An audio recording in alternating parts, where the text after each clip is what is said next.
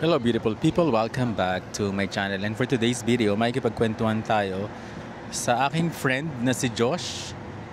So, iniisip lang namin kung ano magiging content namin sa mga susunod na araw. Pinagkaplanuhan namin na gumawa ng content like bag rate or outfit check. So Josh, kumusta? Hi, Jem. Balita? Okay naman, Jem. Kamusta? Eto, okay lang. So anong plano? So, ayun, tulad ng pag-usapan natin nung nakaraan, magka-bag grade ka sana. Kaso wala naman laman yung bag ko. Dali mo na kasi bag mo para mag-bag rate na tayo. Ayun na nga. So, sige. May laman ba? Nauna? Ngayon, walang laman ng bag ko. Ano bang laman ng bag mo? Charger and susi lang ng bahay. So, yun lang. Outfit check din naman pwede. Outfit check, hindi. Since naka-uniform ako. Then, actually, naka-duty ako ngayon. Break ko lang. So, lumabas ako. Kumusta naman work mo, Josh? Okay naman sa work. So, tulad ng ginagawa natin dati, training. Ano nga palang work mo ngayon? Anong position mo ngayon? Ngayon, sa Joy in the Juice, I'm working as a campus leader. So, campus leader is responsible for handling the training. Na-enjoy mo naman? Yes, of course. Actually, na-miss ko yung mga training session natin before. Mga activities natin, ano? Yes, activities natin before. Gano'n ka nakatagal sa Saudi pala, Josh? Actually, 2 years and 6 months. Na-enjoy mo naman? Of course. Nung una, medyo mahirap, pero ayun, kinaya naman. So, nakapag-adjust. Then, malaking tulong din nung nagka-work tayo. Marami ako natutunan. Talaga ba? Yes, actually. Vacation, Josh, kumusta yung bakasyon mo? Actually, vacation ko okay naman. Kaya lang, yung month talaga ng July, maano pala talaga. Mainit or maulan sa Pinas? Maulan. So, ang advice ko kung may magbe-vacation, Anong month dapat? siguro around summer. Summer like what? April? April, May. Or September, October. Taglamig, no? Yung taglamig. Kaya lang, baka mahirapan na rin silang payagan. Kasi alam naman natin yung bare months dito sa Saudi, Mas maganda. peak season. Tsaka mas maganda rito mag-stay ng ganong class, ng ganong actually, panahon. mas maganda mag-stay dito. 'Di ba? Marami din ditong activities, concert, Yep. right? Yes, open yung mga events. Kumusta naman yung family mo, Josh? Okay naman sila. So, 1 month, 30 days, nagkasama naman kami. Then, Balita ko na homesick ka daw. Oo, na-homesick ako pagbalik ko dito. Actually, iba pala yung feeling pag first time kang nakauwi, galing abroad. So, First time mo pala nagbakasyon, no? Yes, first time. So, iba yung feeling. Medyo Nice. parang, actually, mas mahirap yung pangalawa pag alis mo Kasi parang ayaw mo lang umalis ulit. Pero nakapag-adjust ka naman Yes, na. Nakapag-adjust. Siguro mga 1 week din. So, medyo na-homesick ako mga 1 week. Then, nakapag-adapt din naman ako. So, back to work. Simula nung na-busy din ako sa work, yun, parang nawala na rin. Ngayon, back to work na, Back no? to As work in... na. Okay. Ganun na talaga, adjustment period. Pagbalik. Then, next year, I'm planning to take my vacation again. The same month or mas pinili mo mag-December? Maybe. During Christmas season? Kung papayagan sana ng December, mas maganda. Kasi iba talaga yung Pasko pa rin sa Pinas. Diba? Guys, Summer, iba pa rin yung Pasko sa Pinas. Sabi niya.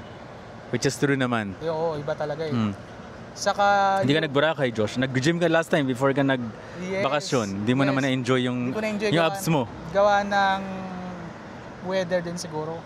Hindi makapag-travel. So kapag aalis, umuulan. Pero masaya yung bakasyon kasi kasama yung pamilya. Right. So, Ngayon naman, ganun, back to work. back to work. Happy ka naman, no? Oo naman. Na-enjoy mo naman. Yes. How about you, Jem? Okay naman. Okay naman. Of course, super happy. So- Sa bagong company. Yes. I'm traveling most of the time. Like 4 times in a month. Enjoy din. Medyo kapagod pero wala naman work na hindi nakakapagod eh. Oo So naman. just enjoy lang, di ba? So ikaw ba? Anong plano mo?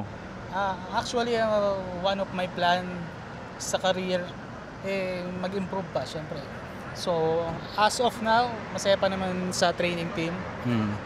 So, yun. 2 years from now, Josh, asan ka kaya ngayon? Asan ka kaya noon? 2 years from now? 2 years from now, nandito pa rin siguro ako sa independent, pero meron ng mas malaking responsibility.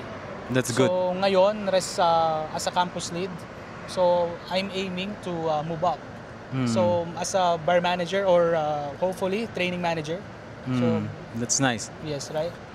Kaya nga, parang tinatawag dyan, dream big, act small, and be you. Yes. Mga ganon, di ba? Yes. So, Actually, one of my inspiration, kaya gusto ko maging training manager is you.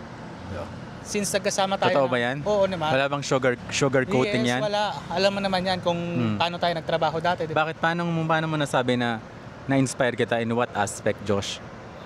Yung work ethics mo kasi iba eh. Saka kung paano ka mag-inspire ng people, di ba? Talaga ba? Yes. Nakaka-touch naman Saka yan. yung impact mo sa work natin. Alam mo Impact naman ba yan. talaga yan o impacto yan? Yes, yung impact mo sa work. Alam mo naman yan, di ba, yung trabaho natin dati. Oo nga, masaya no? Masaya. Minsan may pressure Yes. coming from me pero happy ka Oo, naman, di ba? Yes, happy.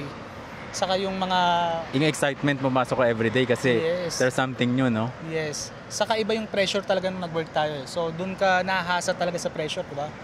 Kasi Ganun pag naman lagi talaga. namang yung Komportable ka na masyado. Oo, wala ka na May disadvantage din. Yes. Right. So yun, isa sa mga dahilan kung bakit gusto kong mag-move up. Siyempre, di ba? Right. So nice.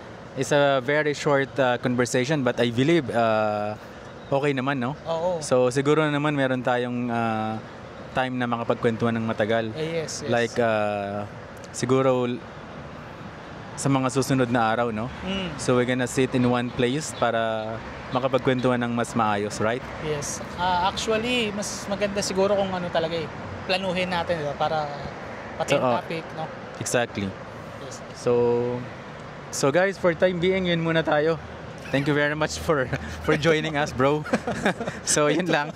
Thank you, Josh, at oras mo. I'll see you again next time. Okay. Thank you, Right? Jem. Thank you. Bye. Diba? Josh, ayoko na. May